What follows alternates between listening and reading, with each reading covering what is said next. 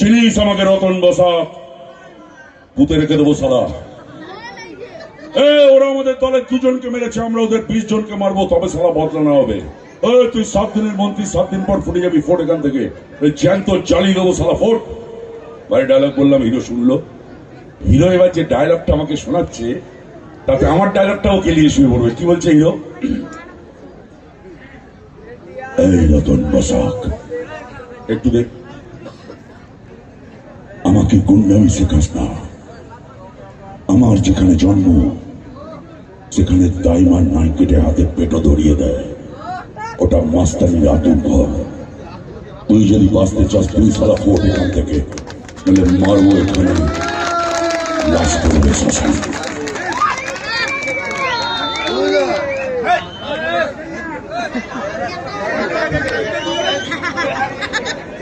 এই হাততালি কেন দিলি? কেন দিলি? মিঠুনের ডায়লগ বলেছি তাই। ভাই আমার ডায়লগে দিলি না তো? সালা কুত্তার কপাল। অরিজিনাল সিনেমার অরিজিনাল শিল্পী, অরিজিনাল ডায়লগ বলেছি, নো হাততালি। কোথাকার কে মিঠুন চক্রবর্তী, ডায়লগ শেষ হয়নি হাততালি শুরু হয়েছে। সালা কোথায় ঘুমোচ্ছে তার ঠিক নেই। হাততালি। হিরোর ডায়লগ শুনলে মনে হবে ঘরে বস দুটো পান্তা খা, আর আমার ডায়লগ শুনলে মনে হয় মাছ ছাড়াকে জুতোর বাড়ি। দেখো দেখো হিরোর ডায়লগ, মনে হবে ঘরে বস দুটো পান্তা খা। কি সুন্দর বলে হিরো। সুভাষ, বউ হারালে বউ পাওয়া যায় রে, মা হারালে মা পাওয়া যায় না। মনে হয় না ঘরে বস দুটো পান্তা খা, আর আমার ডায়লগ শুনলে মনে হবে জুতোর বাড়ি। আমার মনে হয় দেখবে এরকম, এটা কারা রে, এত কচি মাংস, ব্রয়লার চিকেন, ওরে আজকে সময় নেই, পর একদিন জমিয়ে ফিস্টি হবে চা। হিরোর ডায়লগ শুনলে মনে হবে ঘরে বস দুটো পান্তা খা, মাথায় হাত বুলিয়ে দিচ্ছি, পাটি পেতে দিচ্ছি, ঘুমো। দেখো কি সুন্দর বুক ভরে যায়। দেখো বাবা একটু ইয়ে বাজা, বেহালা বাবাসী সুন্দর করে, বেহালাবাসী ড্যান্স দেন আমাকে স্টেজে, তারপর আমি ওকে বুঝছি। ওকে ডান্স আমি দেখাচ্ছি, ওর সঙ্গে ডান্স করবো। সারা তুইও প্যান্ট খুলবি, আমিও প্যান্ট খুলবো। আয়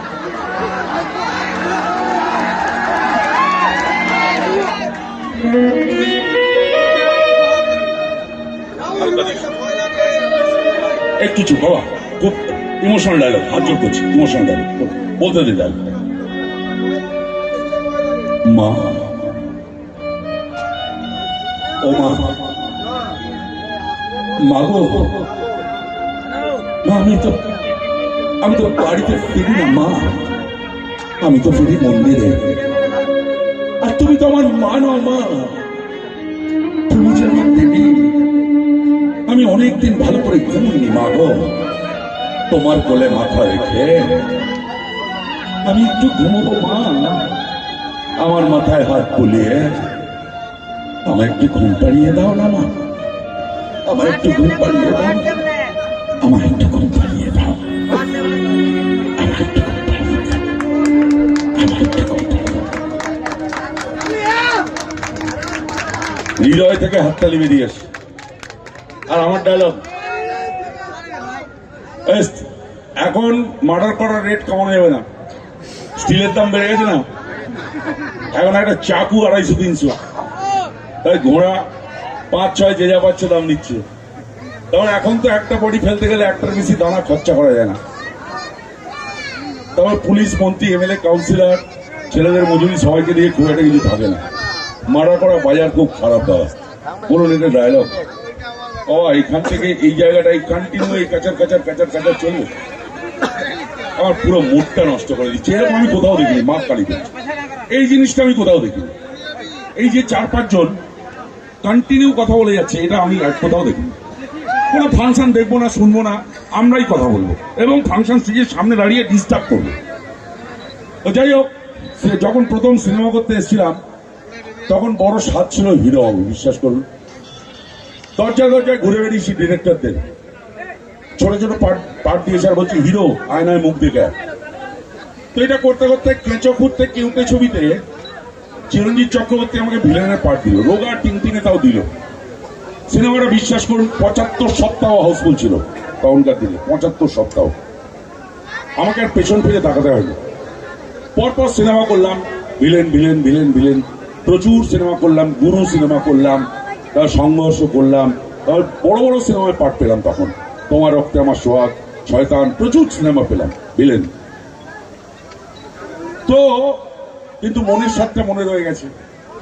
তো অনেকদিন পর, প্রায় বছর 10 পর, রামোজি ফিল্ম সিটিতে হায়দ্রাবাদে আমি আর শ্রদ্ধেয় ডিরেক্টর স্বপন সাহা আমরা একসঙ্গে বসে লাঞ্চ করছিলাম ভাগ্যক্রমে। তো আমাদের লাঞ্চটা ভাত খাওয়া শেষ হয়েছে। তো আমি স্বপন সাহাকে বললাম, দাদা আমার না জীবনে একটা স্বাদ আছে, একমাত্র আপনি পারেন সেটা পূরণ করতে। হ্যাঁ বলো। আমার বড় স্বাদ দাদা, সিনেমায় একটা গান গাইবো। বলে তুমি গান গাইতে পারো? বলনি তো কখনো। আরে না দাদা, আমি গান গাইতে পারি না। ওই যে আছে না ধরুন গানটা, আজ এই দিনটাকে মনের খাতায় লিখে রাখো, গানটা গেয়েছেন কিশোর কুমার, কিন্তু পর্দায় দেখছি চিরঞ্জিত চক্রবর্তী গাইছেন। চিরদিনই তুমি জামার গানটা গেয়েছেন কিশোর কুমার, পর্দায় দেখছি প্রসেন চ্যাটার্জি গাইছেন। তো আমাকে একটা সুযোগ দেবেন হিরোইনকে ধরে গাইব, জীবনে একটাই স্বাদ। এক ঢোক জল খেলেন, খেয়ে বললেন, বুঝতে পারলাম তোমার একটু পেট গরম হয়েছে, তুমি একটু ডাব টাব খাও। তো আমি আর বুঝলাম হবে না। কিন্তু বিশ্বাস করুন, এখানে যতটুকু ক্রাউড, অনেক রাত্রি 12:30, তো এখানে কোনো হিরো নেই, ক্যালান খাওয়ার ভয় নেই। তো আমার ভাঙাচোরা কুত্তার গলা একটা গান গাইবো। এই তোরা চুপ কর, চুপ করবি, একটা গান গাইবো। যদি গান গাওয়ার আপনার অনুমতি দেন, তাহলে সবার কাছ থেকে একটা হাততালি শুনবো সামনে। অনেক ধন্যবাদ। ভাঙাচোরা কুত্তার গলায় হবে, মাফ করবেন একটু, ঠিক আছে? আর গাইবো যখন সারা প্রেমের জাতীয় সঙ্গীত গাইবো। যুগ যুগ ধরে একটা গান লোকে প্রেম করে গেছে।